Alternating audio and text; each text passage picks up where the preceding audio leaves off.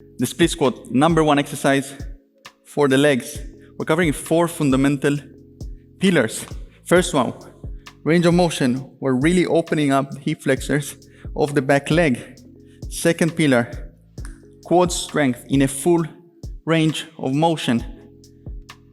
Thirdly, we're really working and stabilizing and working that vastus medialis obliquus, the VMO muscle, which is the only muscle that crosses the patella and is the most important one in regards to stabilization of the knee. And fourth, lastly, we are working unilaterally. It's been proven that the more imbalance we have between sides, the more chance for injury. So by working them unilaterally, we're going to level up the strength in both sides. So it's exactly the same, and we're going to minimize possibility for injury. Now, working towards it, the cues to perform it properly is that the back leg is active, the glute is active, the back foot is activated, the knee is as locked as possible, and we're going to begin the motion with a lean forward. It's not an up and down movement, it's a forwards and backwards movement. So the movement starts with the knee trailing forward as much as possible. The back of the foot, the heel, might come off the ground. This is completely okay. But what we want to achieve is a full covering of the hamstring on the calf. Once we're here, we push and extend. The hips are facing forward throughout the whole movement. We don't want a hip to rotate and have any external rotation and compensation through that. We want the hip facing forward. Now, the final variation, the floor variation, requires a lot of mobility in the ankle and in the hip flexors. But if we can't achieve that, we always want to achieve that full bend at the knee.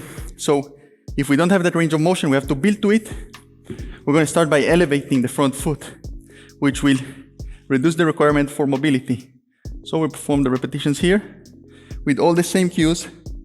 Back knee locked, glute active, foot active, and we perform the reps here. When we're increasing the range, our focus is always, from session to session, to lower the front foot rather than to increase the weight. We can actually increase the weight up to 15% per body weight in dumbbells laterally.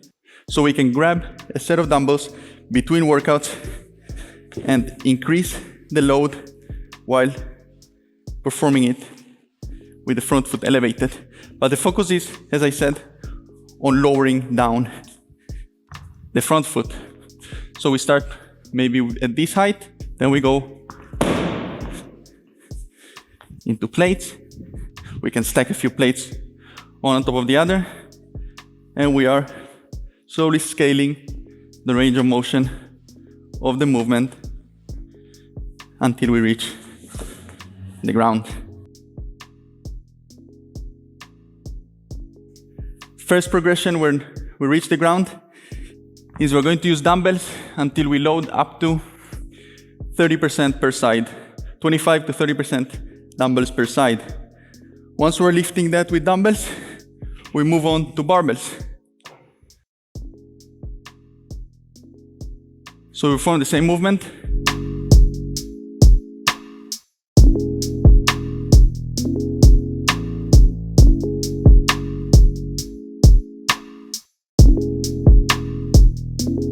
Pushing that barbell against the upper back and keeping all those cues intact. As you can notice, my back, the heel of my front foot is elevating slightly. It's completely normal.